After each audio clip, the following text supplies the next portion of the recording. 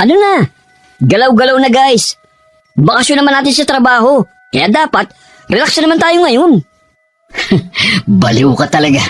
Paano magiging bakasyon ng 5 days leave without pay? Hindi mo ba nararamdaman na sagad sa bone marrow ang kalungkutan pag walang sweldo? Napaka-OA naman. Bakasyon na rin yun. Kasi pupunta tayo sa probinsya ni Clarissa.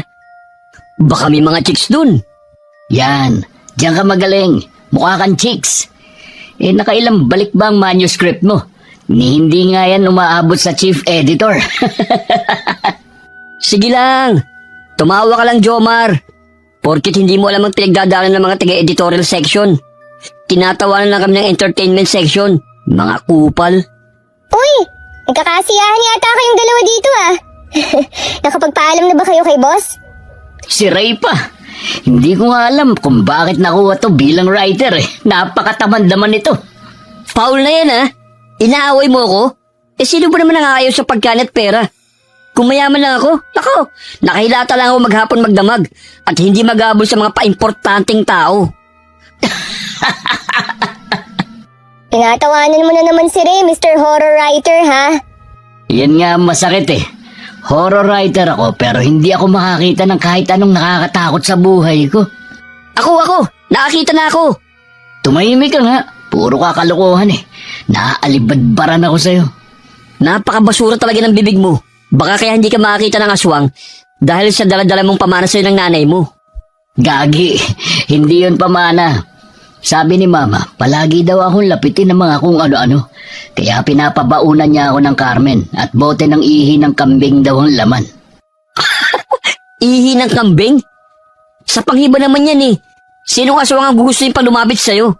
Pero baka nga yung kinukwento mo sa akin kababata mo noon eh, diwata yun. Naalala mo pa ba yung itsura niya? Hindi na nga eh. Pero ang alam ko, siya yung nagsabi kay Mama sa mga kababalaghan na nangyayari sa akin nung bata pa ako na hindi ko na maalala ngayon. Kaya ako binigyan ng mga pangontra ng nanay ko. Baka soulmate mo yun. Sayang naman, di mo na maalala. Paanong maalala? Bigla na lang silang naglaho nun. Ewan ko talaga sa'yo. Bitter. Porket palaging iniiwan. Abat, tapalang ko kay hayang bibig mo. Siya nga pala, Clarissa. Saan nga pala yung venue ng birthday ng lola mo? Sus, kulit ng itlog. Sa probinsya nga namin. Ika-60th birthday. Hindi makaluwas sa probinsya kasi alam niyo na, arthritis is waving. Kaya pala 5 araw sinabi mong i-file naming leave. Sentido ko mon. Hindi naman nasa kabilang barangay lang yung probinsya ni na Clarissa eh. Ayoko nga sanang sumama kasi sayang yung minimum wage ng 5 araw. Sumama ka? Balita ko nasa probinsya raw yung maraming aswang ah. Malay mo, dun mo na makita yung hinahanap mong totoong aswang.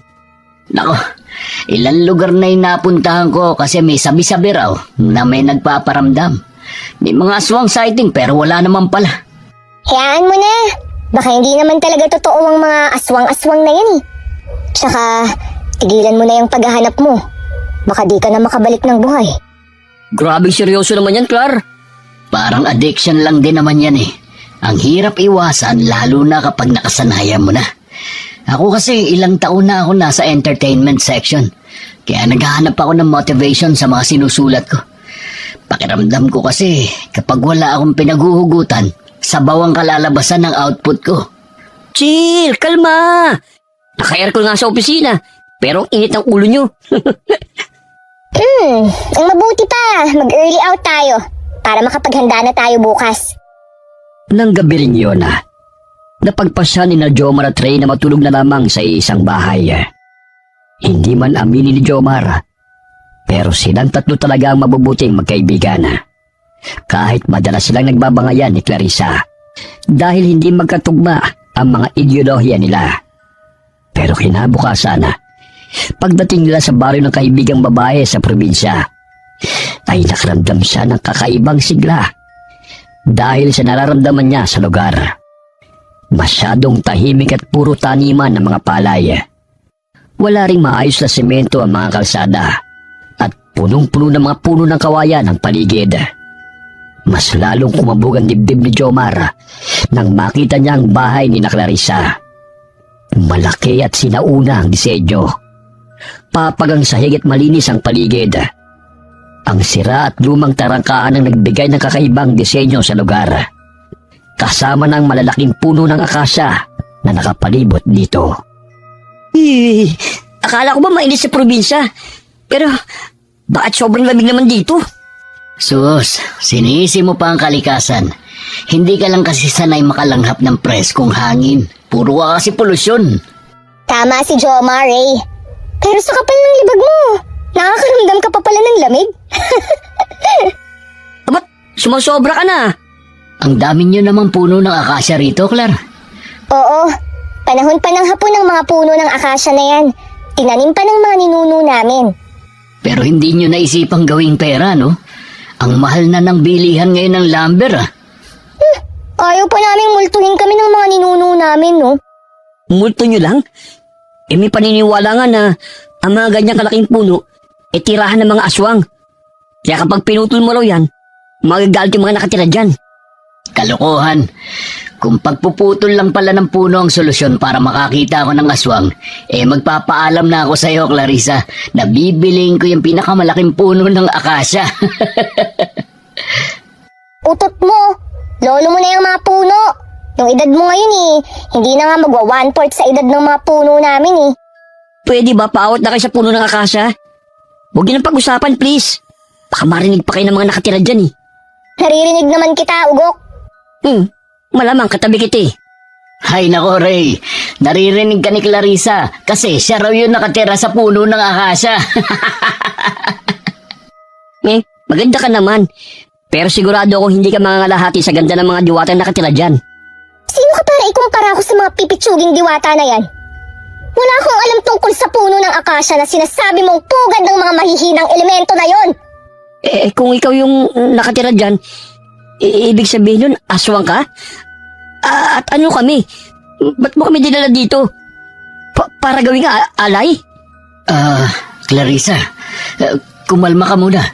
Hindi naman siguro seryoso yung sinasabi ni Ray. Ikaw kasi, yung bunganga mo talaga kahit kailan. Boo! Ututo ko talaga kahit kailan, Ray. Hindi ka na mabiro. Ang ibig ko sabihin, naririnig kita. Kasi dito ako nakatira. Sa bayan. At pagmamayari namin ng mga akasyang nakikita mo. Ano? Napakawalang yamo talaga, Clarissa. Hindi ko talaga alam kung kailan ka seryoso at kung kailan ka nagbibiro Sinong nakatira sa akasya at sinong aswang? Aswang! Aswang! Ikaw ang lalaki ka? Aray ko, ba't namamato ka? May aswang nga, tumakbo na tayo. Sabi ko naman sa inyo, maraming mga elemento na nakatira dyan sa puno ng akasya Huy, ate ko yan. Ate naman kasi, ba't ba nakasuot ka na ng facial mask? At kasalanan ko pa ngayon? Para sabihin ko sa'yo, 6:00 na ng gabi at dapat nagpapahinga na tayo. Papansin talaga. Pinayagan kang pumunta sa syudad ng ilang taon. Hindi para maging ganyan ang ugali mo sa nakatatandang kapatid mo, Clarissa. Sorry po, Ate Selena. Wow! Tama ba yung narinig ko, Jomar? Ang mapagmataas na si Clarissa, humihingi ng tawad? Tumingin ka kung ayaw mong paputukin ko yung labi mo. Kahit kailan talaga napakamanhid mo, Ray. Ako nga po pala si Jomar, Miss Selena. Ito naman ang kaibigan kong matabil ang dila, si Ray. Mga katrabaho po kami ni Clarissa. O sige, tuloy kayo. Mukhang nakalimutan kasi ni Clarissa na bawal na ang palakad-lakad sa labas paglampas ng 6:00 ng gabi. Uy, akala ko kung ano na yung nasa gilid ng pinto. Ito ang puon na pinaniniwala ang nagbibigay ng kakaibang swerte sa nagmamay-ari nito. Pasensya ka na kung nagulat ka. Wow! Ang daming estatwa ng mga... anghel? Mga anghel ba yan? Oo, mga anghel yan. Koleksyon ng tiyahin namin sa abroad na matagal lang namayapa. Pero bakit nakatakpi yung palad sa mukha nila? Shy angel pa yung tawag dyan? Ay, naku, Ray. Sinabi ko na sa yung masayang manood ng mga documentaries eh. Ang tawag sa mga statwa na yan ay Weeping Angel. Weeping Angel? Umiiyak ng mga anghel? Bakit naman nakabalandra sila na parang mga gwardya sa pasilyo? Inilagay namin sila sa may pasilyo kasi dapat nasa labas sila. Kaso, sa init ng panahon, bumibitak kaya naisipan na lang naming ipasok. Pero, nasa may bandang pinto pa rin. Jomar ang pangalan mo, di ba? Hindi ko akalain na alam mong tungkol sa Weeping Angel. Ay, hindi naman gaano, miss. Napukaw lang kasi niya yung atensyon ko nung nanonood ako ng palabas na Blink. Naalala ko lang na nakalaban ni Doctor Who yung ganyang mga statwa. Ang alam ko ang Weeping Angel, ginawa para maalala mga kahihiyang nagawa ng mga Time Lords na naging anghel kalaunan. Kaya naghihiganti pa rin sila hanggang nagawa ang statwa na yan. Iyon ba yung mga anghel na kapag lumingon ka at hindi ka nakatingin sa kanila, gumagalaw? Yung pumapatay ng tao? Ibig sabihin, hindi na natin pwedeng tanggalin yung tingin natin sa kanila. Baka mami nasa likod na pala natin sila. Tapos saksakin tayong... Tumahimik ka na nga. Kung ano-ano talaga yung lumalabas sa bunganga mo eh. Pasensya ka na, Miss Selena. Pagod lang siguro si Ray.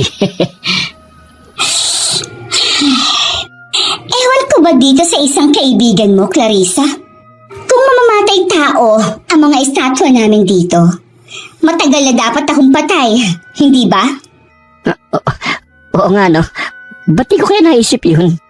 Clarissa, gusto mo ba talagang balanse ang buhay mo, no? Ha? Ano, te? Oo. May kaibigan kang matalino. Meron namang bobo. Tapos ikaw, lutang. Ha? Panghiin mo yung sinabi mong matandang dalaga ka, ha?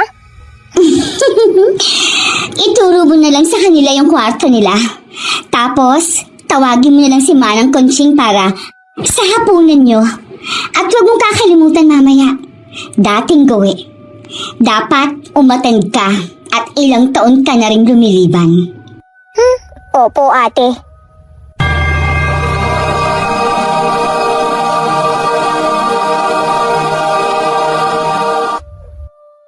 Grabe.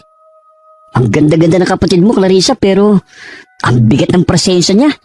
Para mapapao ko lang kung anong sabihin niya sa'yo eh. Paanong hindi bibigat ang presensya? Kung ano-ano yung sinasabi mo. Naiinsulto mo na yung pamilya niya. May malay ko ba? Isara mo na lang yung bibig mo, Ray. Kung wala namang lalabas na mabuti dyan. Oh, sakto. Andito na si Manang Conching. Manang! Pakiayos na nga ho yung higaan ng mga bisita ko sa taas. Ako na lang ang bahala sa pagkain namin. Ay, hindi na muna siguro ako kakain. May ikaw, Jomar. Hindi na muna siguro. Napagod ako sa biyahe natin eh. Ganun ba? O, halika kayo mga iho. Sa taas ang kwarto ninyo at puno ang mga kwarto sa baba ng mga gamit sa bahay. Pasensya na kayo kung ito lang ang kwartong maipapahiram namin, ha? Ayos na po ito. Mukhang madami po kaming bodyguard dito ah. Oo. Dati kasing kamarero ang pamilya ni na Ma'am Salina. Huminto lang noong matanda na ang donyang lola nila. Kaya naimbak na ang mga santo dito sa kwartong ito. Pero alaga pa rin naman sila. Ganun ho ba? Mukhang maalam ho kayo sa pamilya ni na Clarissa. Matanong ko lang po, ilang taon na ho kayong nagtatrabaho rito? Hindi pa ako pinapanganak. Nandito na ako. Kasi dito na rin tumanda at namatay ang mga kaanak ko. Maiwan ko na muna kayo at mag-aayos pa ako para mamaya. Salamat ho, Manang Conching. Joms, para namang minamarini tayo sa mga santo na ito. Tapos paglabas natin dito, mga banal na tayo. Tumahimik ka nga dyan. Magbihis ka na lang para makatulog na tayo. Uy, talagang ipipikit mo na lang yung mga mata mo rito? Hindi nga yata ako makakatulog nito eh. Kasi parang may nakatingin sa akin. Kinikilabutan ako. Ay magrereklamo ka kay Clarissa? Nakakahiya no? Kaysa naman patulugin ka sa tabi ng mga Weeping Angel. Mas pipiliin ko na lang dito matulog sa tabi ng mga rebulto. Oo na. Dami mo nang sinasabi. Daig mo pa yung nanay ko eh. Nanay mo siguro si Aling Telma. Sino yun? Ewan ko sa'yo. Natulog si Jomar katabi ang kaibigang si Ray sa isang silid. Pero hindi pa man tumatagal ang pagkakaidlip niya, ay may kakaibang lamig ang gumagapang sa paa niya. At pakiramdam niya, ilang pares na mga mata ang nakatitig sa kanya. Sinubukan niyang sipahin ang paa ng kaibigan niya para tignan kung gising pa ito. Pero malakas na hik lamang ang narinig niya. Wala nang nagawa si Jomar kundi ang balutin ang buong katawan niya ng kumot. Pero maya-maya pa, ay naramdaman niyang hindi siya makahinga. Sa inis niya ay binilibag niya ang kumot paalis sa katawan at biglang bumangon. Pero halos layasan na sa ng kaluluwa niya sa gulat nang maninag niya ang isang figurang tahimik na nakatayo sa may pintuan ng silid. Anong kailangan mo? Wala akong may bibigay sa'yo. Nakiki-birthday lang ako rito. Wala akong pera. Hindi rin masarap ang karne ko. Tulong! Tulungan niyo ako! May aswang! Aswang? Nasaan ang aswang? Nasaan yung sinelas ko? Paluin natin yung aswang! Mga ugok! Kilalakan yung tao pero nagsisisigaw kayo na parang mga babae. Clarissa, anong ginagawa mo rito sa kwarto namin sa gitna ng gabi? Diyos ko, muntik na akong atakihin sa puso sa ginawa mo. Ang epic ng mga mukha niyo, promise. Sayang, hindi ko dala yung cellphone ko. Wala tuloy yung remembrance. At saka, anong gagawin mo sa tsinelas na yan, ha? Papaluin mo sa puwet yung aswang, Ray? Anong kaguluhan na nangyayari dito, Clarissa? Sa layo ng mga kapitbahay natin, aabot pa sa kanila yung sigawan nyo? Pasensya na ho kayo, Miss Selena, ha? Pero, hindi yata aswang ang mapapalo ko ngayon eh. Halika nga ritong bruha ka. Dapat pinapalo ka sa puwet sa kakulitan mo eh. Ate! Sasaktan ako ni Ray, oh!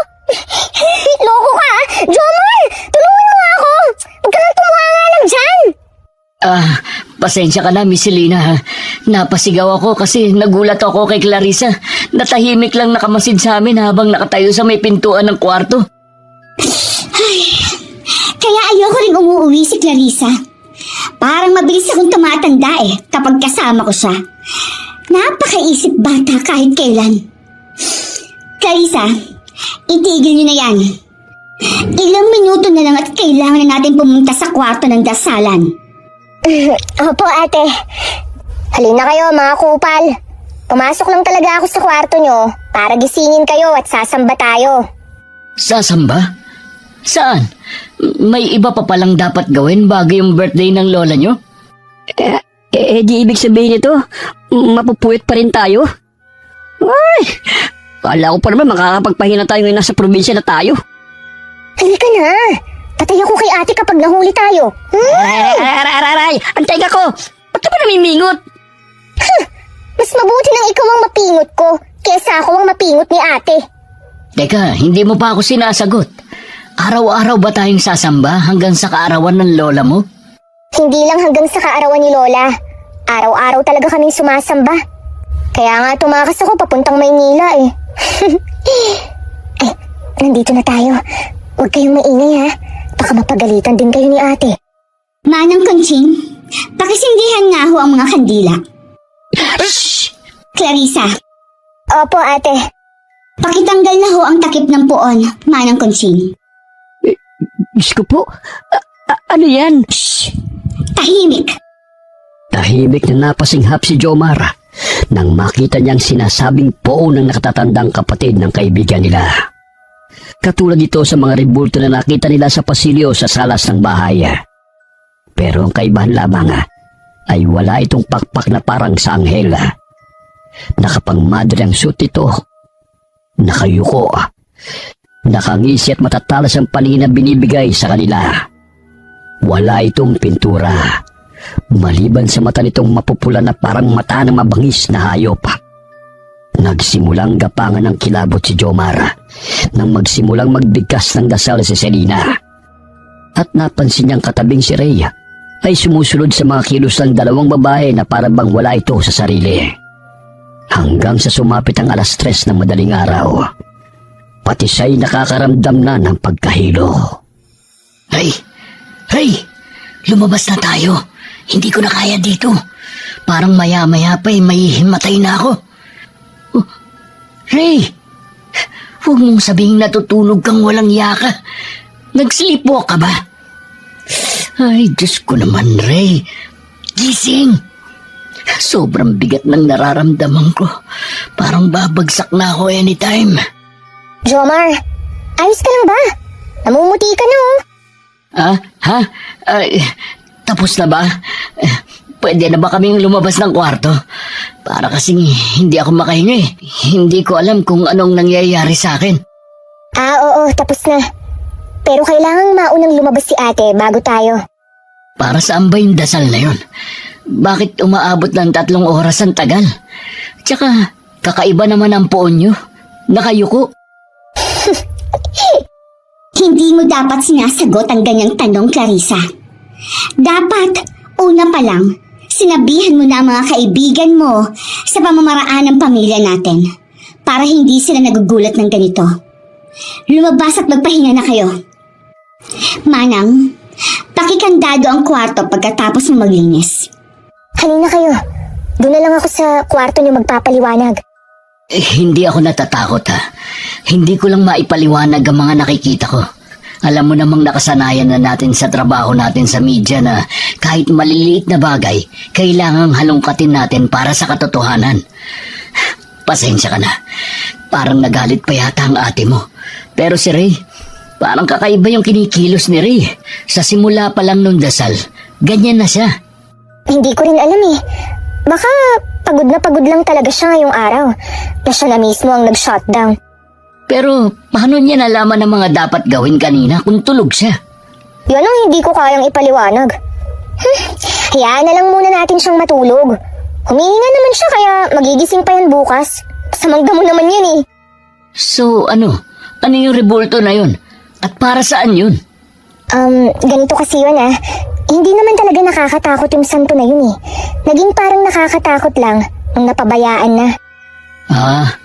Ibig sabihin, hindi kayong unang may-ari ng santo na yun?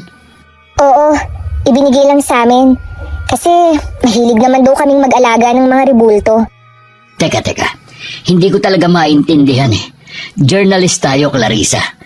Alam kong sa simbahan sinusuko ang mga santong may ganong vibes. Hindi sa mga pamilya na mahilig lang sa santo. Makinig ka kasi muna. Pag sa simbahan siya sinurrender, sa tingin mo ba magagampanan nila yung pagdarasal na gaya ng pagdarasal namin? Hindi. Hindi ka makakasiguro. Kaya ibabalik namin sa dati ang puon na yun. Kahit mapuyat pa kami ng ilang gabi. Parang narinig pa lang kita nung isang araw na kaya ka nasa Manila kasi ayaw mong sumama sa dasal ng ate mo. Kakainis ka kasi eh. Ayaw mo kasing maniwala kagad eh. Sige na. Bumalik ka na sa kwarto mo. Matutulog na muna ako habang hindi pa maliwanag. Akala ko kasi bakasyon. Hindi ko alam na konsumisyon pala ito. Ano?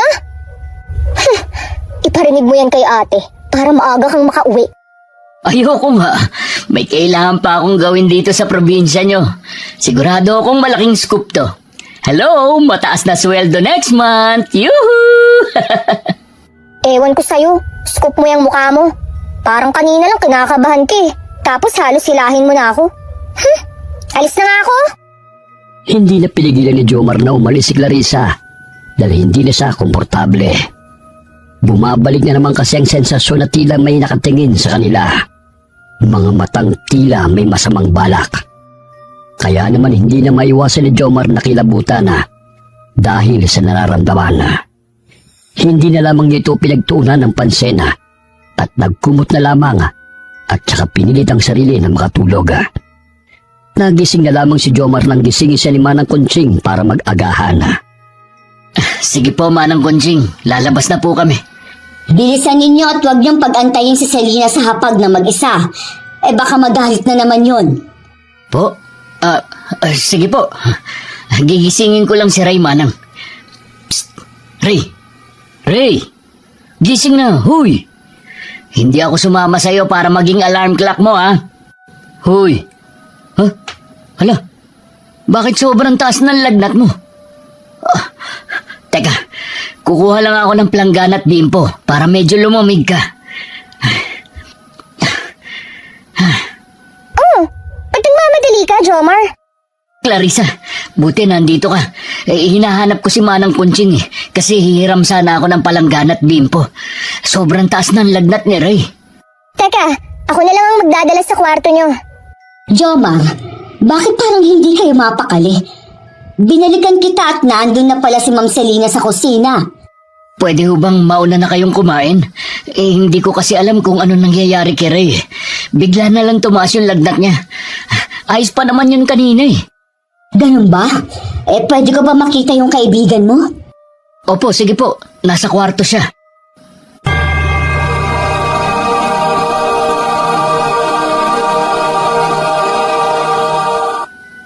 Anong ibig niyo sabihin, Manang? Yung katulad sa mga paniniwala sa probinsya na mag-ingat kung ayaw makagalaw ng hindi katulad natin? Totoo pala yun? Oo. Bakit? Hindi ka ba naniniwala dun? Pasensya na ho. Pinanganak at lumaki ako sa Manila. Kaya medyo hindi ako naniniwala sa mga pamahiin sa probinsya. Maniwala ka sa akin, Jomar. Hindi gagaling ang kaibigan mo sa simpleng gamot lang. Anong gagawin ko, Manang? Paano gagaling si Ray? Ang gawin mo, umuwi na kayo habang maaga pa. Bumalik na kayo sa kung saan kayo galing. Umuwi na kayo, Jomar, habang buhay pa ang kaibigan mo. Ano? Hindi naman ho yata pwedeng mangyari yun. Susubukan ko muna yung ibang paraan, Manang. Kung gaya ng sabi nyo, na nakagalaw si Ray ng kung anong nilalang, hindi ba dapat dito rin mahanap yung gamot niya? Manang! Jomar! Anong pinag-uusapan nyo? Hinahanap ka na po ni Ate Selena, Manang. Nanghihingi na yata ng pagkain. Hindi ako nagkulang sa pagpapaalala sa'yo, Jomar. Hindi mo ako masisisi kapag may kakaiba pang nangyari sa inyong dalawa. Mauna na ako sa inyo. Sasabihan ko na lang si Selena na hindi kayo makakasabay. Anong pinag-usapan niyo ni Manang, Jomar? Wala yun. Kinausap niya lang ako tungkol sa nangyayari kay Ray. Dapat daw umuwi na kami at isugod ko sa ospital si Ray para matignan kung ano nangyayari sa kanya. Si Manang talaga. Maatake na naman yung katandaan niya. Jomar? Clarissa? Ano nangyari? Bakit parang kakatayo na ako sa tingin nyo? Walang yaka, pre. Pinag-alala mo kami. Akala ko katawa mo na lang ang iuuwi namin sa Manila eh. Ha? Natutulog lang naman ako Sobrang himbinga ng tulog ko eh. Hindi ko na namalayang nakalabas na pala tayo sa kwarto na yun. Anong natutulog? Sobrang init mo, hoy. Akala ko kinukumbulsyon kang walang yaka. Kung nagkataon, baka ako makatay ng nanay mo. Katay? Wala naman sigurong kakatay sa inyo. Uto-uto. Nagbibiro lang kami sa katay kat. Aray, ang sakit ng katawan ko. Hoy, pare. Huwag mo nga kaming pinagloloko. Hindi. Masakit talaga yung katawan ko. Para akong binugbog. Ubus na ubus yung lakas ko Parang hinigop yung lakas mo. Sabi ko na sa'yo nilalagnat ka nga kanina. Bigla ka na lang hinimatay nung nasa kwarto tayo ng dasalan. Kwarto? Dasalan? Sakit ng ulo ko.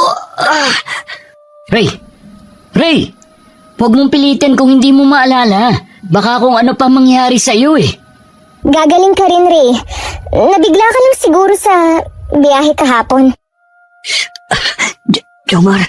Jomar, umuwi na tayo. May nilalang akong nakita kanina. Maitim. Sobrang dilim. Maitim siya. Sinasakal niya ako habang nakalun tayo kanina. Gusto niya akong kunin, Jomar.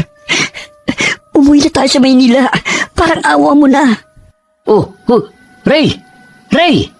Gumising ka! Tumaas na naman yung lagnat niya. Baka nagde-deliryo na si Ray. Pabibilihin ko na lang ng gamot si Manang Conching habang ikaw naman, Jomar. I-cold compress mo siya, ha? Para bumaba yung lagnat niya.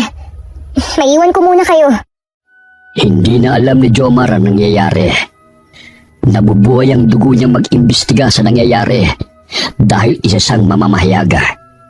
Pero nakasalalay naman ang buhay ni Rhea kung hindi siya makikinig sa payo sa kanya ni Manang Conching. Nang humupa saglit ang lagnat ni Rhea, ay napili na munang magkape ni Jomar sa may balkonahe ng bahay para malinawan ang isip niya. Pero hindi pa nga siya nakakatatlong higop sa kanyang kape ay nakaramdam na siya ng malamig sa kanyang tabi. Agad na kumabog ng malakas ang dibdib ni Jomar sa kaba.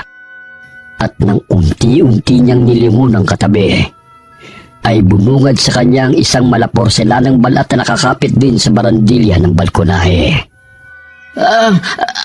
Anong kailangan mo? Hindi ako masarap. Wala akong kwenta kaya wala kang mapapala sa akin. Si Ray na lang yung kunin mo. Paano mo nalaman na kukunin kita? Lumapit pa lang naman ako sa'yo Basta, lasang kape ako kaya hindi mo ako makakain. Kape na yung dugo ko eh. Jomar, ayos ka lang ba? Sa ganda kong to, ha? Magagawa ko bang makapanakit ng ibang tao? Ikaw pala yan, Miss Selena. Akala ko kung ano na eh. Pasensya ka na. Madami lang akong iniisip. Halata nga.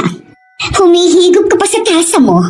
Pero hindi naman nakakaabot yung kape sa labi mo. Pero parang sarap na sarap ka pa. Bakit ka nga pala nandito? Maghahapon na.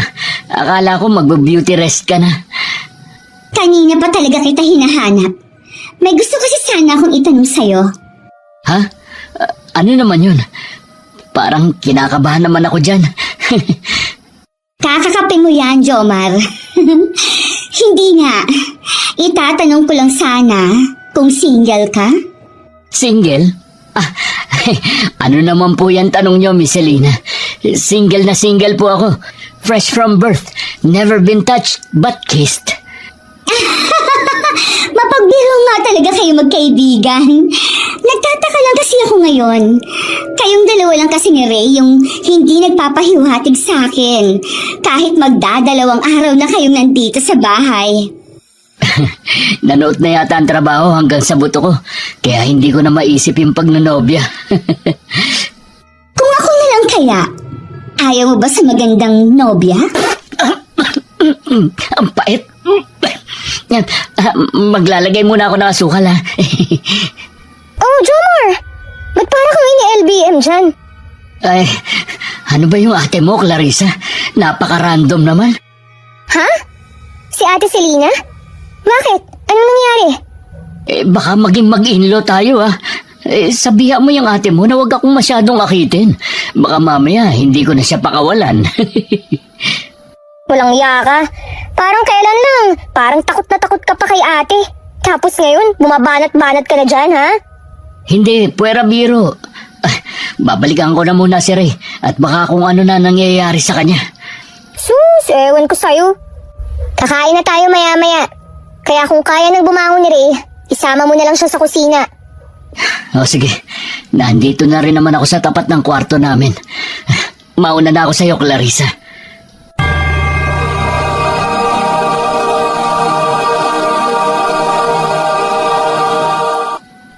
Jomar, mabuti naman na nandito ka na. Maayos na ang lagay ni Ray. Dinakdakan ko na ang bunbunan niya ng suka at binulungan ko na rin siya para hindi na siya paglaruan ng kung ano sa bahay nito. Dinakdakan? Ano ho yun, Manang? Proseso yon na pangtanggal ng mga usog o kung ano-ano pang gawa ng mga hindi tulad natin. Gusto mo bang maging manggagamot kaya ka nagtatanong? Kayo naman ho, Manang. Alam niyo namang manunulat ako. Siyempre, kahit maliliit na bagay, importante sa akin. Basta may makuha akong impormasyon. Nga pala, buti at nabanggit mo yung tungkol sa maliliit na bagay. Mukhang alam ko na ang gumalaw sa kaibigan mo, kaya dapat ka rin mag-ingat. Ano ba yan, Manang? Lalaki ako pero sa totoo lang, kinikilabutan ako sa tuwing nagbibigay ka ng babala sa amin eh. Sa tuwing lalabas ka, at pakiramdam mo ay may nakasunod sa'yo, at wala ka namang makita sa iyong likuran, ang gawin mo lang, yumuko ka. Po? Yumuko ako? Oo, yumuko ka at silipin mo ang nilalang sa ilalim sa pagitan ng iyong hita. Wala naman sigurong mangyayaring ganun, Manang. O siya, paparoon na ako at maghahanda pa ako ng hapunan ng dalawang amo ko. Nahulog sa matinding pag-iisip si Jomar habang nakatitig sa walang malay niyang kaibigan. Matagal na siyang nakakaramdam ng mga kakaibang nangyayari sa bahay na tinutuluyan nila. Pero pasimple lamang niyang binabaliwala ang lahat.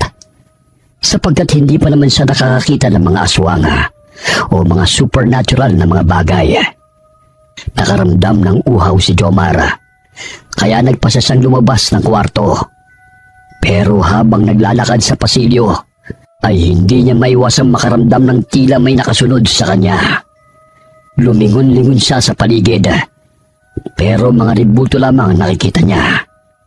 Hindi rin niya maiwasang pangilabutan sa likod ng kanyang leeg, kaya naalala niyang bilin sa kanya ni Manang Conching at dahan-dahang yumuko. Halos matumba si Jomar sa kanyang nakita at ramdam niyang tila lumabas ang kanyang puso sa kaba. Hindi naman siguro totoo yung nakita ko, di ba? Wala namang tao kapag nakatayo ako. Hindi totoo yun. Kailangan ko makausap si Manang Conching. Kailangan ko siya makita agad. Ay, Diyos ko! Huwag niyo po muna akong kukunin. Gusto ko pa makauwi sa Manila. Ano nangyayari sa'yo? Parang nakakita ng hindi maganda. Ano ba, Clarissa? Palagi ka nalang sumusulpot ng pabigla-bigla. Mamamatay ako sa sakit ng puso dahil sa'yo eh. Ano ba kasing nangyari sa'yo? Nakakatawa yung reaksyon mo eh. Parang takot na takot ka.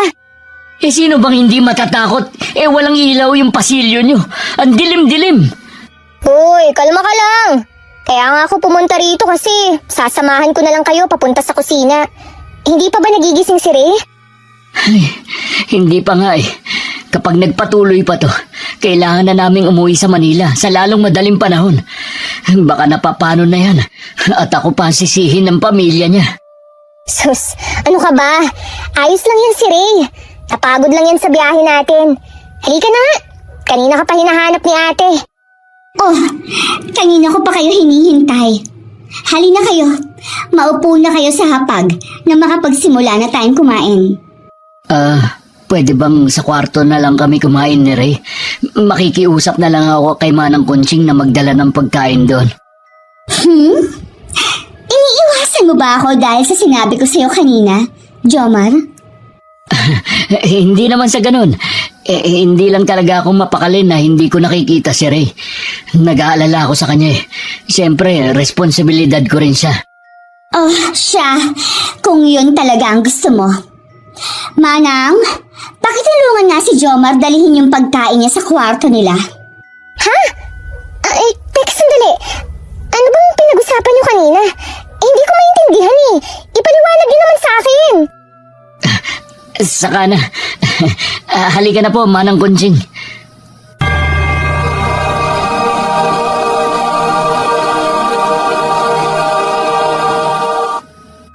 Bakit nagmamadali ka makalabas sa hapagkainan, Jomar? Manang, may sasabihin ako sa inyo. Hindi ko akalain na totoo yung sinabi mo sa akin kanina. Ang alin? Marami na akong sinabi sa'yo, Jomar. Yung tungkol sa pagyuko at pagsilip sa pagitan ng hitang ibig kong sabihin.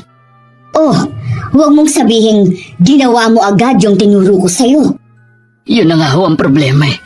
Ginawa ko kanina at hindi kayo maniniwala sa sasabihin kong nakita ko. Ano? May nakita ka bang hindi nakatira dito? Sino? Ano? Hindi po, kasi nakita ko ay kilalang kilala nyo. Diretsahin mo na ako, Jomar. Baka maabutan pa nilang nag-uusap lang tayo sa labas ng kwarto nyo. Ang nakita ko po, isang babae. Hindi normal na babae. Nakatiwarik siya. Nakangisi. Mapula mga mata. At matulis at nakalawit ang dila. Sobrang puti ng kanyang mukha. May maiitim na ugat na nakapalibot dito. Siya si... Ay, mabuti pa pumasok ka na. Tinatawag na yata ako ni Selena. Hindi ba, Clarissa? Clarissa, anong ginagawa mo rito? Hindi pa kayo tapos kumain ng pinsan mo, di ba? Pinagmamadali ni Ate Selena si Manang Conching kasi may uutos siya sa matanda. Ganun ba? Papasok na lang muna ako at baka nakakaistorbo pa ako sa inyong dalawa. Maraming salamat sa paghatid ng pagkain, Manang. Ako na lang ang tutulong sa'yo sa pagdadala ng pagkain mo sa loob ng kwarto. Ray! Jomar! Gising na si Ray! Sinasabi ko na nga, Abi. Pagod lang yan si Ray. Ray, ayos ka lang ba? May masakit ba sa'yo? Masakit ba yung ulo mo?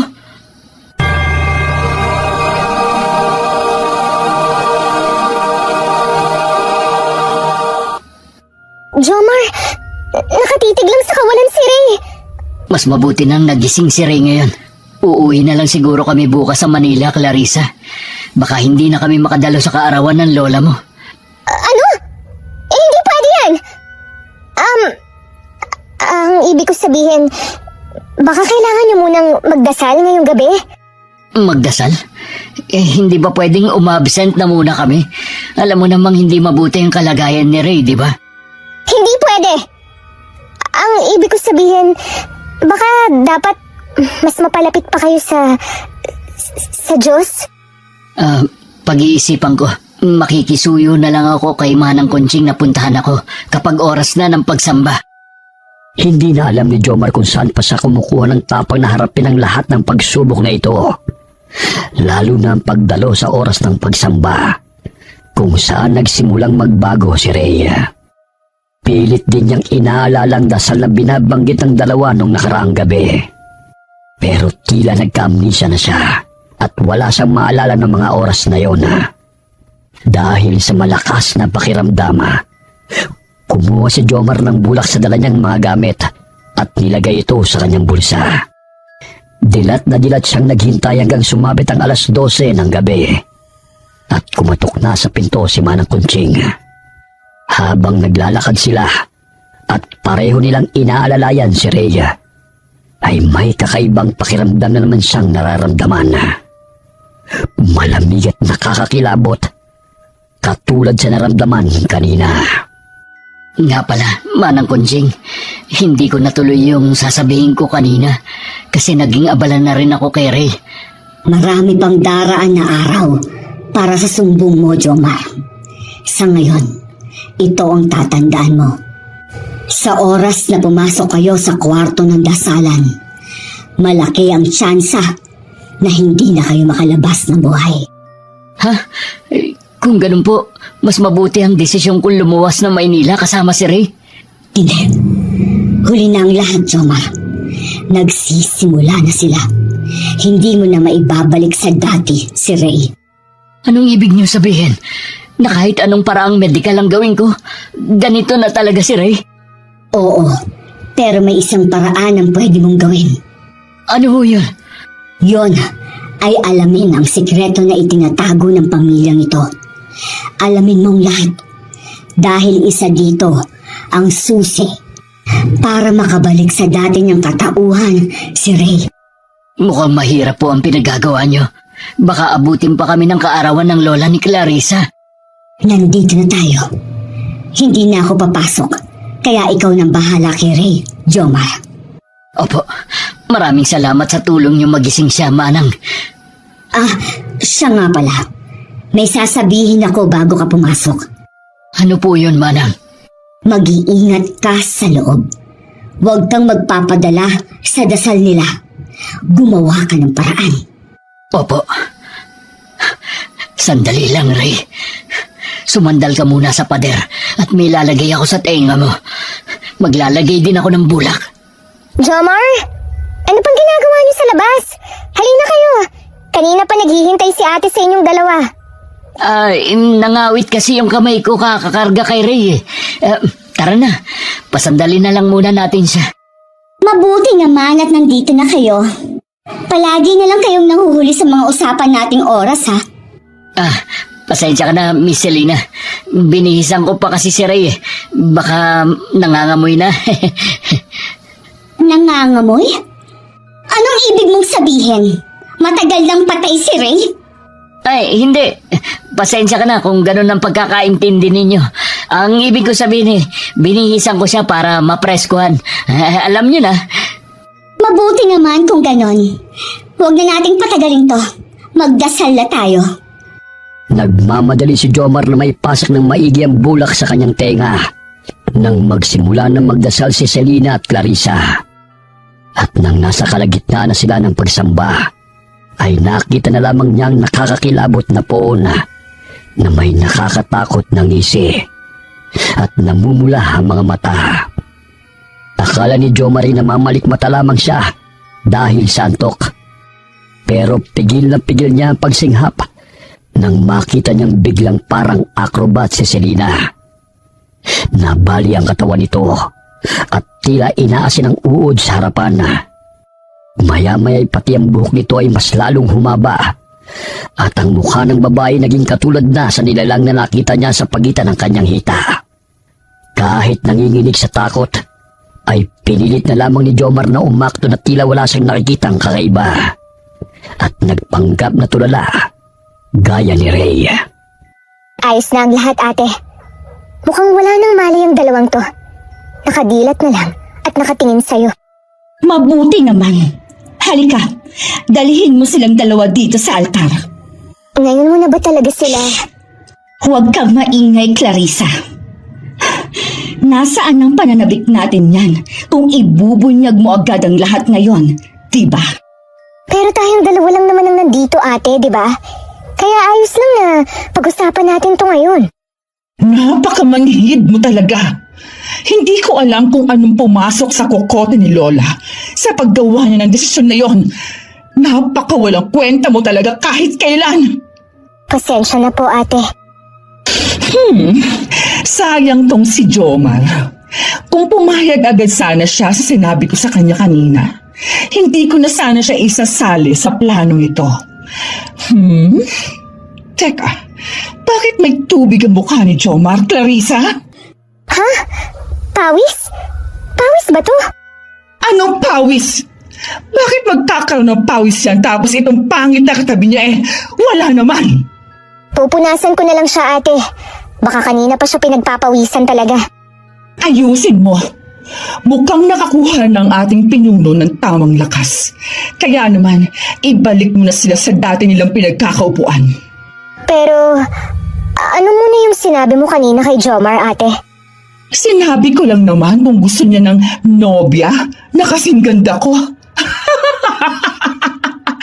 Oh, bakit parang galit na galit ang ekspresyon mo, Clarissa? Galit ka ba na sinubukan kong akitin ang lalaking gusto mo? Kasi kung hindi ka mahina, kung tinanggap mo lang sana ang pagiging mandurugo mo, makakaya mo na rin ang ginagawa ko ngayon. Hindi ho ako galit, ate. Namamangha lang ako kapag ginagamit mo yung abilidad mo. Gisingin mo na ang mga taong yan. Huwag mo na akong inuto. Baka mamaya, ikaw ang ipalit ko kay Jomar. Oho, masusunod ho. Jomar! Jomar! Kumising ka na nga! Ha? Ano nangyari? Tapos na ba yung pagsamba? Wala na dito si ate, kaya pwede na kayong bumalik sa kwarto. Pasensya ka na ha. Sobrang napagod yata ako kahapon kaya hindi ko na malayang nakatulog na pala ako. Ganun ba? Mabuti naman. Halika na, tulungan na kita sa pagpasan kay Ray pabalik sa kwarto nyo. Hindi na kailangan. Malapit lang naman yun. Matulog ka na. Malamang pupuntahan kami ni Manang Conching para tignan yung kalagayan namin. O sige, sabi mo eh. Sure ka na ba? Pwede naman kitang tulungan. Oo naman, kaya ko na to. Sige, mauna na ako sa inyo. Naantok na rin ako eh. Ray, halika na. Hindi ka naman siguro magpapabuhat ngayon, no? Naglalakad ka na nga kanina eh. Ha? Ba't ka tumigil? Halika na. Bumalik na tayo sa kwarto natin. Ray, ano ba? Ano ba tinititigan mo dyan sa pinto? Nakatingin siya sa pinto ni Ma'am Selena. Manang, mabuti na lang at nandito ka na. Pwede niyo ba akong tulungan dito kay Ray? Bigla na lang siyang tumigil sa paglalakad eh. Tapos nakatulala sa pinto na yan. Kinikilabutan na ako. Baka mamaya maging rebulto na rin ang kaibigan ko. Ulitin mo nga ang sinabi mo, Jomar. Ang alin, Manang? Yung biglang tumigil si Ray? Hindi. Yung dulo na sinabi mo kanina. Na magiging rebulto na si Ray? Diyos ko, huwag niyong sabihin. Pwedeng mangyari ang iniisip mo. May posibilidad na mga rebulto sa bahay na to ay dating mga tao. Kailangan mo na kaagad mahanap ang lunas ni Ray habang hindi pa huli ang lahat. Pero bisperas na bukas ng kaarawan ng lola ni Clarissa. Tama. Kunin mo ang pagkakataon na yon na hanapin ang lunas. Kasi madaming tao bukas. Walang makakapansin sa'yo kung kikilos ka ng kakaiba. May plano na kasi kung dalhin si Ray sa manggagamot bukas. Tapos dediretso na kami ng uwi. Hindi ko alam ang plano mo, Jomar. Pero kung ang gusto mo ay siguradong paggaling ni Ray, ipapayo kong manatili muna kayo rito. Titignan ko na lang bukas, Manang. Hindi na kasi maganda ang kutob ko sa mangyayari bukas. Dati binabaliwala ko lang yung kutob ko. Ngayon, parang kailangan ko ng paniwalaan ng mga kakaibang nangyayaring ito. Ako ang mas paniwalaan mo. Matagal na akong nagsisilbi sa pamilya na to. Kaya kilala ko na sila. Kung ganun, alam niyo na rin ang sikreto ng pamilya nila. Sabihin mo na lang sa akin, Manang. Ang sabi ko, matagal ko na silang kilala. Hindi ko sinabing pati ang sikreto nila ay alam ko na. Hindi lahat ng tungkol sa bahay na to ay alam ko na. Mabuti na lamang at may bulak sa tenga si Jomar. Hindi niya gaanong narinig ang paligid. Sapat lamang na ang pumasok na tunog sa kanyang tenga ay ang mga salitang nasa malapit lamang. Kaya hindi siya tinabla ng kung anong itim na dasal na ginawa ni Selena na alam mismo ni Clarissa. Nahulog siya sa malalim na pag-iisip at ang postura ng babae kanina ay bumalik sa isip ng lalaki na labis na ikinatakot ni Jomar. Dito niya napagdesisyonan na bukas din ay aalis na sila. Pero iba ang naging plano ng tadhana. Ngayong hapon, ang bisperas ng kaarawan ng lola nila Clarissa at Selena. Kaya wala nang lalabas pagpatak ng alas 5 ng hapon, ha? Manang Kunching, kakain na lang ako para hindi ako magmukhang bastos alang-alang na rin kay Clarissa. Pero pagkatapos, aalis na kami ni Ray. Hindi na ako magtatagal sa lugar na ito. At wala na akong balak pang alamin ang sikreto ng pamilya ni Clarissa. Hindi naman sa pinipigilan kita. Pero buo na ba talaga ang desisyon mo? Delikado nang lumabas pagpatak ng alas 5. Hindi naman po yata kami kasali dyan kasi aalis na kami. Ikaw ang bahala. Nagkamalay na ba si Ray? Hindi pa po. Kaya baka sa probinsya ko na po muna kami pansamantala at maghahanap ako ng manggagamot doon. Ang saya-saya ko. Kaarawan na ni Lola. Nandito pa ang mga kaibigan ko. Tutulungan niyo ako maghanda, ha? Maghanda saan? Siyempre, saan pa? Eh di sa birthday ni Lola. May sasabihin nga pala ko, Clarissa. Ha? Mamaya na yan. Hindi naman siguro importante yan, diba? Kailangan ko na rin magpalit ng damit eh. Kasi alas 4:30 na. Maghanda na rin kayo ni Rhea. Kita-kits na lang sa kusina. Manang, wala ho ba talagang ibang bisita kundi kami lang ni Ray? Napakabait ko talaga no? Kasi payag pa rin ako sa gusto ni Clarissa kahit alam kong ibang nilalang ang ate niya. Baka ako pa nga maging handa nila Pero ako pa tong nakukonsensyang umalis. Pambihira naman talagang buhay ito. Wala nang ibang bisita. Kaya sigurado akong magagalit si Clarissa kung magpapaalam kang aalis ka na ngayon. Hindi naman ngayon na agad, Manang. Kakain muna kami tapos aalis na. Oh, siya. Wala naman akong magagawa kasi nasa labas naman na yung mga bagahe niyo ni Ray. Pasensya na po. Gusto niyo ho bang sumamang tumakas, Manang?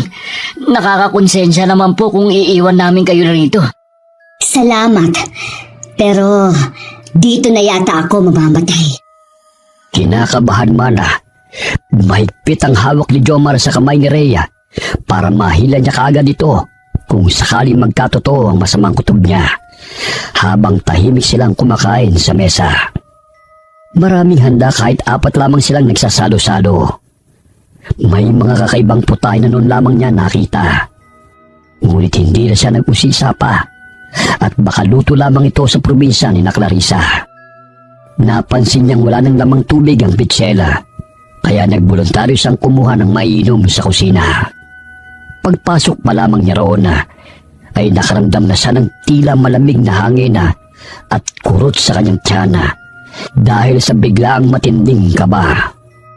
Nakita niya ang isang malaking itim na kaldero at hindi niya alam kung anong pumasok sa isip niya nang buksan niya ito.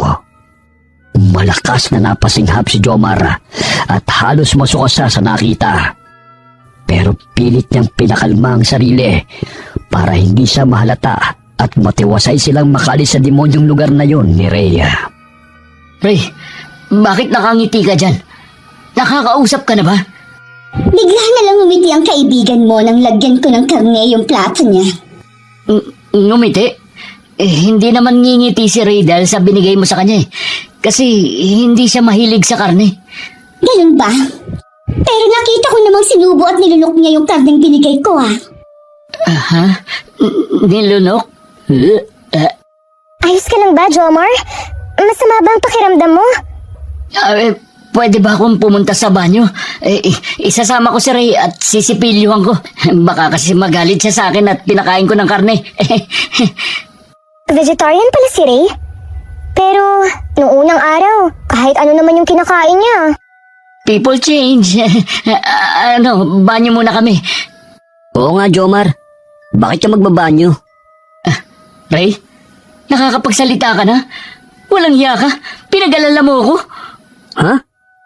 Ayos lang naman ako Anong ayos? Ngayon ka lang nagsalita ulit. Ewan ko sa'yo. Nababaliw ko na yata, Jomar Hindi mo ako naiintindihan. Ngayong magaling ka na, may kukwento ako sa'yo. Paanong bigla ka na lang nakapagsalita na parang walang nangyari sa'yo? Dahil yata sa karne na kinakain ko. Hindi naman nasusuka si Ray gaya ng sinasabi mo. Ayos lang ba, Selena? May pag-uusapan lang sana kami ni Ray. Jomar! Ano bang nangyayari sa'yo? Kanina ka pa aligaga. Sisirain mo ba yung kaarawan ng lola ko? Paano kung masisira? Wala naman dito yung may birthday, hindi ba? Ano ba kayo? Magtigil kayong dalawa! Nag-aaway kayo sa harap ng hapagkainan! Magdasal na tayo, Clarissa! At kayo namang dalawa, kung gusto ninyong magbanyo na kayo! Hindi na lumingon si Jomar at hindi na lamang ang kaibigang si Rhea. Kinakausap niya ito habang mabilis silang naglalakad. Pero hindi na naman ito sumasagot. Nang tignan ito ni Jomar, nakita niyang wala na namang buhay ang mata ng lalaki at nakatitig na naman sa kawalan. Hindi niya na alam kung anong gagawin. Parang inaalis na siya ng katinuan dahil sa nararamdamang takot. Gaya ng nakasanayan niya, mas inuna niyang makatakas sila kaysa mag-isip pa ng kung ano-ano. Pero bago sila lumabas, nilibot niya muna ang buong bahay para hanapin si Manang Kunching para isama itong tumakas. Pero ni anino nito ay hindi niya makita. At yun na yata ang pinakamaling desisyon na nagawa niya nang makita niyang nakahalukip-kip na si Selena na nakangisi at nakasandal sa pader ng pasilyo ng bahay. Selena, anong ginagawa mo rito? Ikaw ang dapat na tanungin kung ano ang ginagawa mo. Bakit hila-hila mo sa kung saan ang kaibigan mo? Hindi naman to ang daan papunta sa banyo. Hindi ba? Hindi ko kasi kabisado ang pasikot-sikot ng bahay na to eh. Banyo ba talaga ang hinahanap mo? O may iba ka pang planong puntahan? Ha? Wala naman. Nako. Hindi ko naman hahayaang mawala ang masarap na handa ni Lola. Handa? Uy, wala ah. Hindi ako nagsasaron, Selena. Wala akong kinukuhang ulam. Hindi naman luto na ulam yung sinasabi ko. Clarissa, alam mo na ang gagawin. Clarissa, anong ibig sabihin nito? Bitiwan mo ako. Ba't ang lakas-lakas mo? Saan mo ako dadalhin? Alam ko na ang plano mong umalis, Jomar. Akala mo ba wala akong tenga at mata sa bahay na to? At napakadamot mo naman kung dadalhin mo rin ang walang kwenta mong kaibigan. Anong gagawin nyo? Anong ginawa nyo kay Manang Kunching? Jomar. Nag-aalala ka pa sa matandang nagbenta sa inyo ng kaibigan mo? Ay, ayos lang yan. Hindi mo naman na mararamdaman ang galit namin. Kasi, hindi ka naman naaabutan ng bukas. Ano? Clarissa, ikaw rin? Walang hiya kang babae ka. Anong gagawin mo sa amin ni Ray? Ano pa?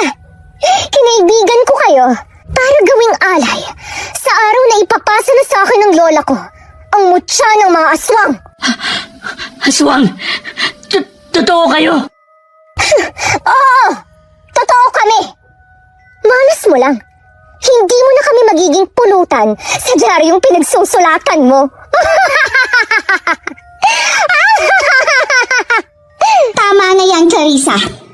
Itali mo na siya sa altar. Naghihintay na ang lola sa kwarto ng dasalan. Ang lola?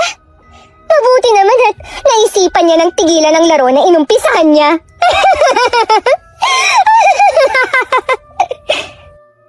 Sandali lang, Clarissa. Pag-usapan muna natin to. Bakit mo ko tinatali? Ray, gumising ka. Gising ka na kanina. Kawawang Jomar. Binigyan ka na nga ng babala ni Manang Kunching. Pero hindi ka pa rin naniwala. Sinasabi na rin sa'yo ng matandang yon ang paraan para gumaling ang kaibigan mo. Pero wala kang ginawa. Hindi naman siguro tama na tawagin na Manang ang lola natin, ate. Ano? Lola niyo si Manang Kunching? Hindi ka ba nagtataka na wala kaming pinapakilalang lola kahit nakaarawan niya? Hindi.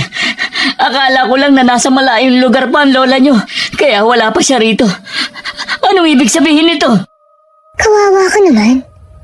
Masyado ka ng in denial, Jomar. Yan ang problema mo. Hindi ka masyadong nagtitiwala sa sarili mo. Kaya ito ang nagtulak sa'yo sa ganitong sitwasyon. Bakit ako? Bakit kami pa ni Ray, Clarissa? Marami din naman tayong katrabaho ah. Kaya bakit kaming dalawa pa napili mong biktimahin? Nakakadiri kayong mga lalaki. Mabibilang na lang sa kamay ang matitino. Kapag nakakakita kayo ng magagandang babae, para kayong mga asong ulol na may malalaswang imahinasyon.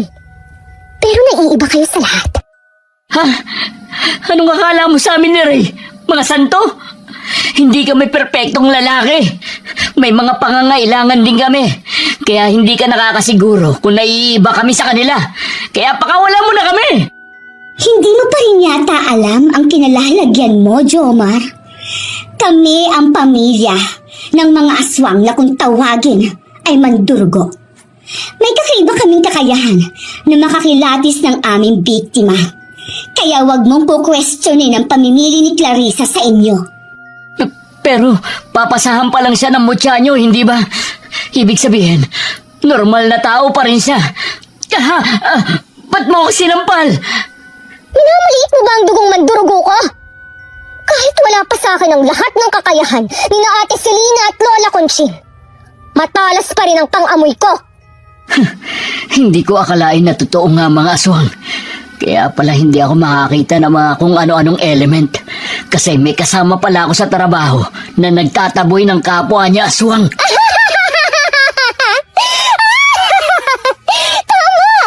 Tama ka dyan.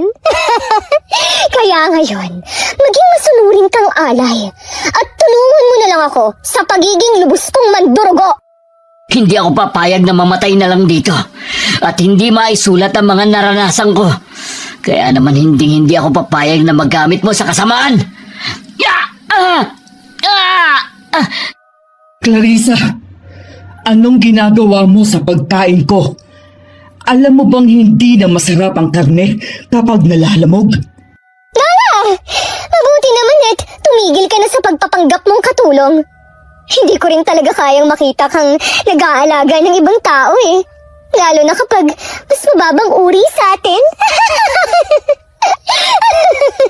Masaya ako at nasulit ko ang kaarawan ko. Kaya naman, konting panahon na lang ang hihintayin natin para maipasa sa iyo ang mudya at mabuhay ang ating puon. Siguraduhin ninyong hindi makakatakas ang dalawang yan, Selena. Masusunod po, Lola. Mga baliw kayong lahat! Pakawalan niyo kami rito! Ibalik niyo si Ray sa dati! Malabo yung hinihingi mo. Mas lalo na ang makabalik si Ray sa dati. Isa sa inyo ang kailangang mayanggaw at maitali sa buhay ni Clarissa. At si Ray ang pinakamadaling mabiktima. Anong maitali? Hindi ako papayag! Gagawin ni Clarissa na personal na pagkukunan ng enerhiya si Ray. Kaya malabo ang hinihiling mo. At ikaw naman, magiging alay ang dugo mo sa pagkabuhay ng puon. Ang sariwang dugo ng birhen lalaki. Yan ang kailangan namin. Hindi! Pakawalan mo kami! Selena! Bumalik ka rito! Pakawalan mo kami! Hindi na ininda ni Jomar ang nananakit niyang kamay at hindi na rin pinansin ng lalaki ang nakakakilabot na presensya na dulot ng nakakatakot na poon sa kanyang likod. Agad niyang ikinuskos ang kamay na may tali sa kanyang likod sa may matulis na gilid ng altar. Mabilis at paulit-ulit, hindi alintanang paghapdi ng kanyang balat hanggang sa maramdaman niyang nagiinit ng tali at tuluyan na nga itong naputol. Wala na siyang sinayang na oras.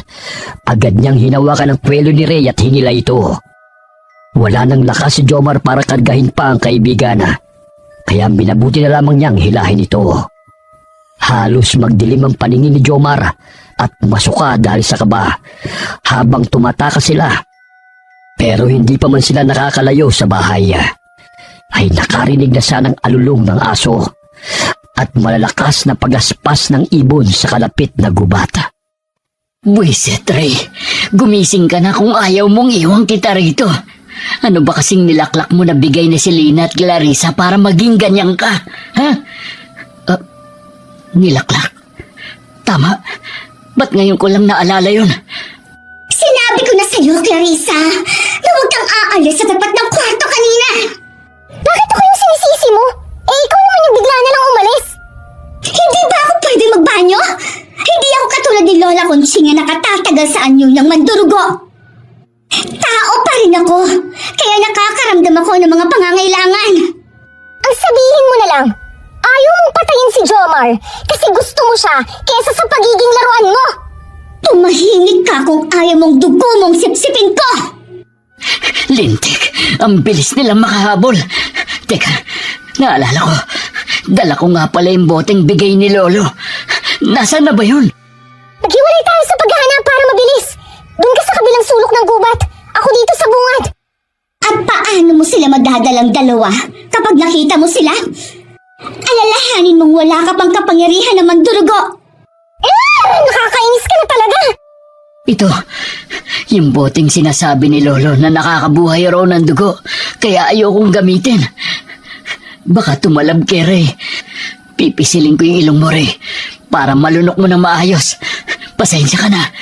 Kaysa naman iwan kita sa lugar na ito. Jomar? Anong ginagawa natin dito? At bakit ako nakahiga sa pagitan ng hita mo? Shh! Hayop ka. Huwag ka maingay. Kaya kita ginising para makatakas tayo, hindi para mamatay. Clarissa! Sa bandang yun!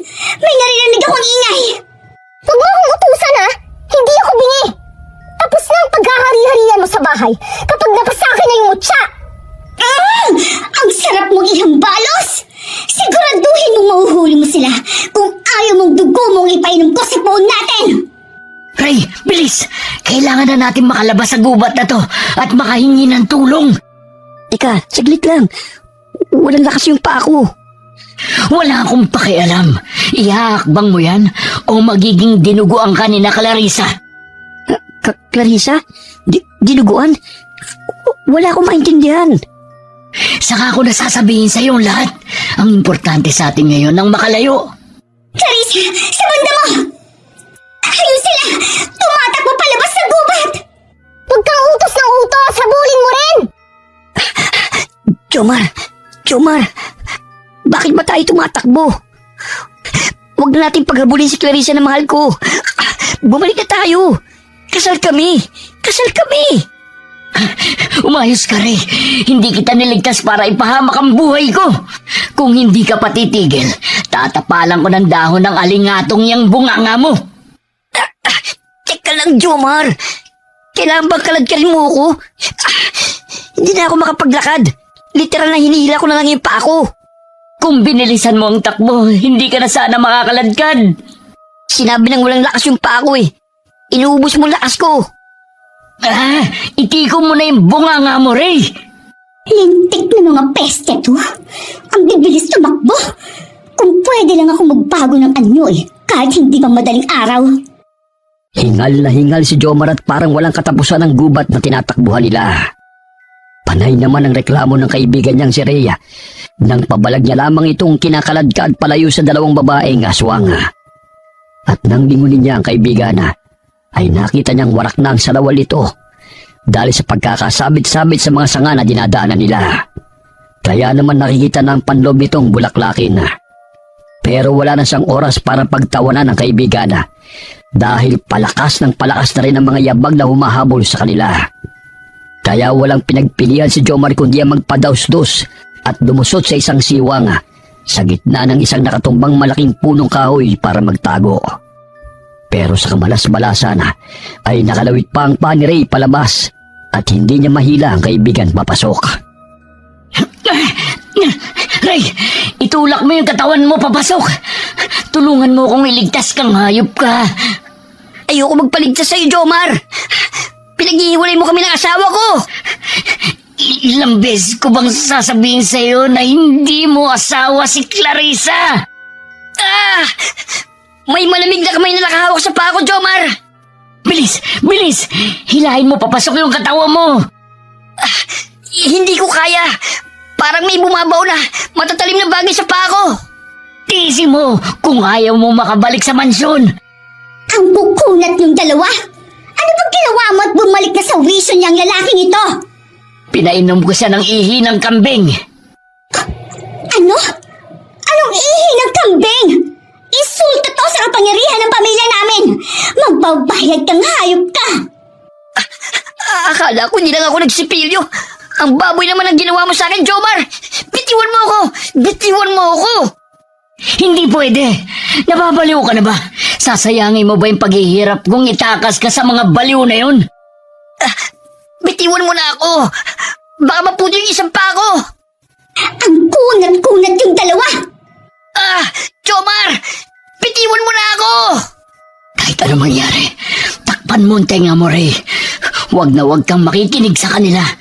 Kahit ngayon na lang hintayin mo ko. Alam kong tanga ka, pero kahit ngayon lang, sumunod ka sa akin, Ray. Naiintindihan mo ba? Oo na, punyeta. Mangiinsulto ka pa eh. Sobrang sakit ang paa ko. Bumitaw ka na! Clarissa!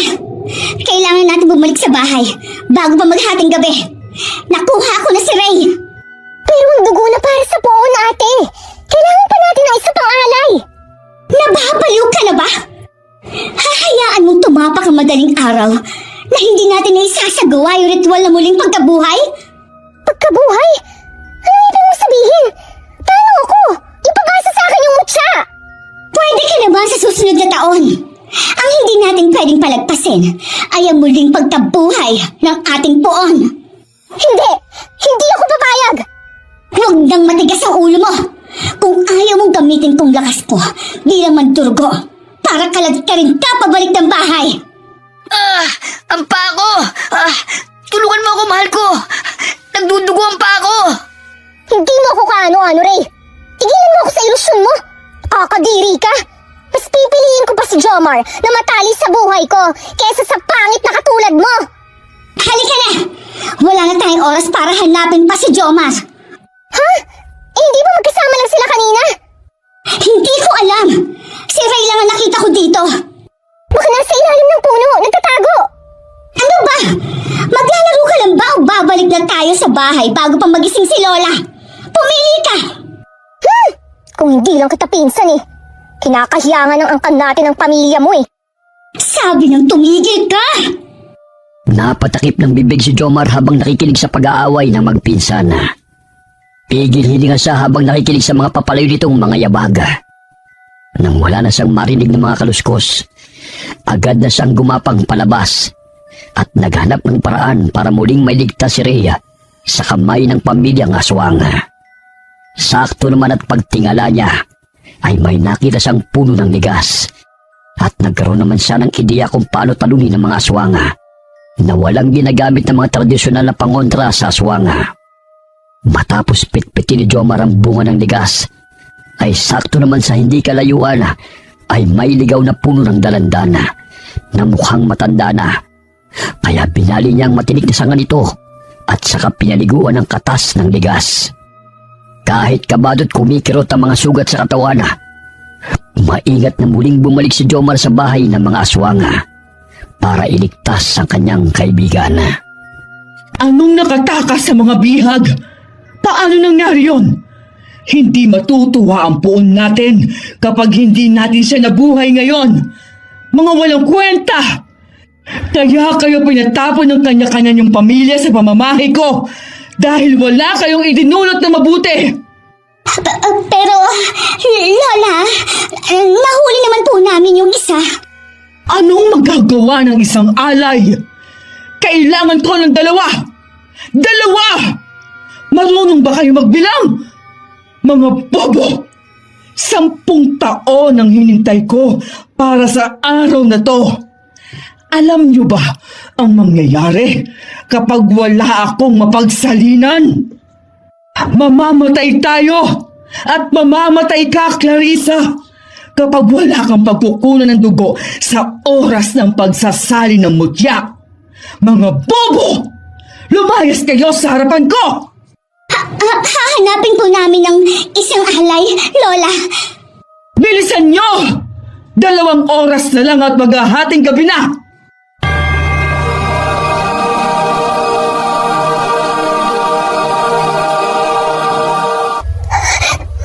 Mamamatay ako! Mamamatay ako! Ayoko pang mamatay! Kailangan ko mahanap si Jomar. Hindi pwede to. 5 taon ko siyang inakit. Hindi pwedeng wala siyang silbi. Hindi pwede to. Hindi pwede. Umayos ka, Clarissa. Kailangan na ulit nating lumabas ng gubat. Maaabutan pa natin si Jomar kapag nagmadali tayo. Ano? 2 tayo aalis? Paano si Ray? Paano kung makatakas na naman siya? Anong gagawin natin? Ayoko pa mamatay. Magiging makapangyarihan pa ako mandurugo katulad ng pawn natin. Aray! Kailangan kitang sampalin para magising ka sa katotohanan, Clarissa. Kahit kailan, hindi kita hahayaang lamangan ako. Walang kabutihang nananalaytay sa dugo nating mga aswang. Kaya hindi ako makakapayag na uutos-utusan mo ko balang araw. Ano? Napakatuso mo talaga. Alam kong tinago mo si Jomar para hindi matuloy ang pagsasali ng mutya sa akin. Saan mo siya hinayaang magtago? Sa gubat? Sa gubat? Aha! Sa loob ng putol na kahoy na yun ba? Magaling ka rin eh, no? Pero tingnan lang natin kung hanggang saan ang galing mo. Clarissa! Maldita kang babae ka! Matapos ang ginawa ko sa'yo, bumalik ka dito, Clarissa! Lumabas ka na dyan. Wala na si Clarissa. Bakit mo ako tinutulungan, Selena? Hindi ba ang mas mahalaga ay mailigtas mo ang kaibigan mo? Bilisan mo na. Habang hindi pa pumupunta sa silid dasalan si Lola. Gusto mo bang tumakas kasama namin? Alam kong hindi mo gagawin na kumampi sa mga taong kagaya namin nang walang dahilan. Hindi ko kailangan ng tulong mo. Kung gusto kong tumakas, matagal na akong tumakas. Bilis na! Naaamoy ko ng Lola na paparating na dito. Lintik. Ray! Ray! Halika na! Pakakawala na kita. Huwag mong sabihin wala na namang lakas yung mga paa mo para tumakbo. Jomar, natatakot ako. Totoo bang iaalin na yung dugo ko para mabuhay itong nakakatakot na puon sa likod natin? Oo, kaya nga sinabi ko sa iyong bilisan mo ng pagtakbo kanina. Jomar! Huwag mo lang talaga ng tali ni Ray! Papalakas yung amoy na sisigot ko! Dito! Bilis! Magmadali kayo! Sundan niyo ako! Aha! Sinasabi ko na nga ba eh. Buti na lang at nakinig ako kay Lola. Clarissa! Akala ko nasa gubat ka! Sinabihan ako ni Lola na bantayan kita. Dahil wala siyang tiwala sa mga ikinikilos mo. Tama nga siya. Kampi ka pa rin talaga sa mga tao. Kaya pinatay ni Lola ang nanay at tatay mo. Tumigil ka, Clarissa! Hindi mo ko kaya kapag nagpalitan niyo ako ngayon. Kawawa ka naman. Gusto mo pang mamuhay na parang tao, hindi ba? Eh paano ka magiging tao? Kung hindi ka na makakabalik sa anyong tao mo kapag nagpalit ka sa pagiging mandurugo mo ngayong pulang buwan. Ha? Katulad ni Mama at Papa, kaya kong isakripisyo ang buhay ko para sa mga taong mahalaga sa amin. Baliw, baliw, baliw, baliw ka! Pilit mo pa rin inaalala yung kababata mo na wala namang maalala tungkol sa'yo. Wala na kwenta si Jomar. Kaya bakit mo pa siya nililigtas? Sinabi ko na sa'yo, huwag mong hahawakan ng mga taong importante sa akin. Magbabayad ka! Napanganga na lamang si Jomar nang makita niyang biglang pumuti ang buong katawan ni Selena. Mas lalong humaba ang buhok at kukong maitim. Ang mga mata nito'y pumula at may mga maliliit na ugat na lumitaw sa mukha nito. Parang tipikal na vampira ang babae. Nakita naman niyang pumwesto na tila naghahanda si Clarissa para sa pagsugod ni Selena. At ilang segundo lamang ay nagsalpukan na ang dalawang aswang. Kahit hindi nagbabagong anyo si Clarissa, malakas pa rin itong nasasangga mga kalmot ni Selena. At napapantayin pa rin ito ang bilig ng babae. Pero ang hindi niya inaasahan ay ang pagsugod ng isang figura papunta kay Selena. Kaya walang pinagpilian si Jomar, kundi kunin ang sandata niya at sinangga ang atake ni Manang Conching at pinaulanan niya ito ng sunod-sunod na pag-atake at tinamaan niya ang dibdib nito. Buhay! Hindi ko akalaing makakahanap ka ng paraan para makagawa ng sandata na panlaban sa aswang. Pero hindi na kayo magtatagal ng apo ko. Magpaalam na kayo sa mundong ito. Hindi ko hahayaan na buhayin niyo ang puon! Ako nang bahala sa dalawa, Jomar. Sirain mo ang puon sa may altar para hindi na matuloy ang binabalak nila. Hindi! Hindi!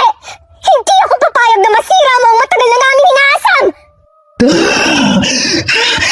Jomar, bilis! Clarissa, mahal ko. Alam kong hindi ka masama. Kaya tigilan mo na yan. Naiinis na talaga ako sa kamamahal mo. Wala na akong pakialam kung wala na kaming alay. Ikaw ang uunahin ko! Si Ray! Ray! Hindi! Jomar, huwag mo iwan ang poon! Hindi ko hahayaan na sirain mong pinaghirapan ko. Ako nang magiging pinakamalakas na mandurugo sa buong angkan namin. Ah! Ang kamay ko! Bitiwan mo ang kamay ko! Hukluban! Ah! Anong klaseng armas yan? Ba't nasusunog ang balat ko? Pagbabayaran mo to! Namalayan na lamang ni Jomar na tumilapon siya at sumuka ng dugo nang bumangga ang katawan niya sa pader ng bahay. Umuubo-ubo siya nang lapitan siya ng matandang aswang at hinawakan sa leeg. Bago pa ulit-ulit na sinuntok at kinalmot sa iba't ibang bahagi ng kanyang katawan. Nang pakiramdam niya'y mawawala na siya ng ulirat, nagawa pa niyang ibalibag ang aswang at gumulong siya sa paanan ni Selena na mahigpit na hinahawakan si Clarissa. Napansin naman niya ang pulang pakete na gawa sa tela na nahulog sa kanya nang tumilapon siya sa lupa. At laking pasasalamat niya, nasuot pala niya ang Carmen na palaging ipinapasuot sa kanya ng nanay niya. Pero malayo siya kay Jomar at hindi niya maigapang ang lasog-lasog niyang katawan. Nang mawawala na siya ng pag-asa, nakita niyang tinakbo ito ni Ray at sinipa palapit sa kanya, at ang kaibigan naman niya ang pinagdiskitehan ng matanda. Ray! Jomar! Ikaw nang bahala sa lahat, pre! Ginawa ko ng parte ko! Kahit na maliit na tulong lang to! Jomar! Si Ray! Huwag kang magkakamaling lunukin ang laman ng karne na yan, kundi papatayin ko tong kaibigan mo! Huwag mo na akong alalahanin, Jomar! Hindi natin pwedeng hayaan magpagala-gala ang mga aswang na ito!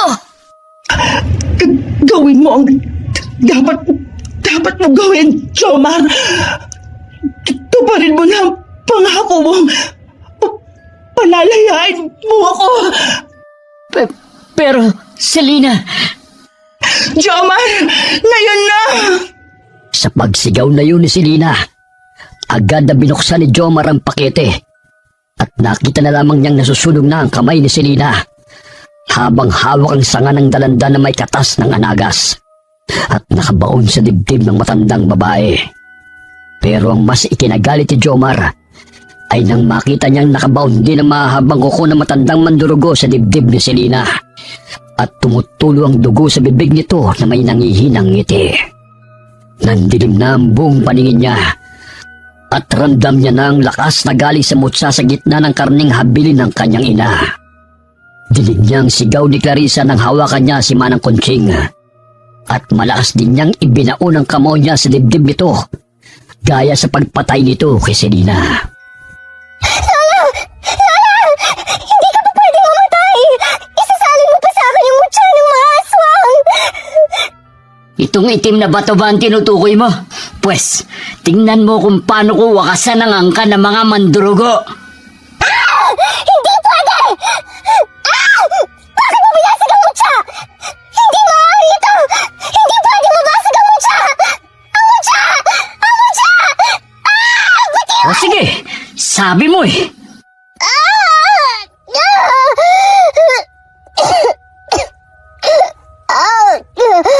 Magbabayad ka sa ginawa mo! Dahil hindi ako mamamatay tao na katulad niyo, Clarissa. Hindi kita papatayin. Tutiwan mo ang buhok ko! Huwag mo akong kalad ka rin! Papakawalan naman kita eh. Pero hindi ako sigurado kung mabubuhay ka pa kapag nasugatan ka ng tinik ng dalandan at laso ng anagas. Wag! Maawa ka sa akin, Jomar! Hindi ba... May pinagsamahan pa rin naman tayo. Hindi mo yung gagawin sa akin, diba? Para sa buhay na kinuha niyong maglola. Para kay Selena. Magbabayad ka unang yaka! Babalikan kita! Babalikan kita at ang angkan mo naman ang uubusin ko! Sige lang, Clarissa. Tumakbo ka lang. Tignan natin kung hanggang sana lang ay tatagal mo. Jomar, ayos ka lang ba? Nagdurugo na yung sugat mo. ayos lang ako. Hindi pa dito nagtatapos ang paghihirap natin. Ha? Anong ibig mong sabihin? Halika, tulungan mo akong tanggalin ang tela ng puon na ito. Naalala ko na yung sinabi sa akin ni Selena nung mga bata pa kami. Ano? Magkababata kayo ni Selena? Paano mo nakalimutan ang importanteng bagay na yun? Alam mo, sakitin ako nung bata pa ako, hindi ba?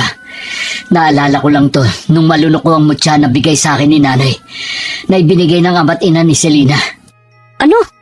Diyos ko, kung di pa tayo mamamatay, hindi mo pa maaalala. Patapusin mo muna ako. Naaamoy ko pa yung panghinang ihi ng kambing sa bunganga mo. Buset ka talaga. Ikaw may kasalanan kaya mapanghiyang hining ako eh.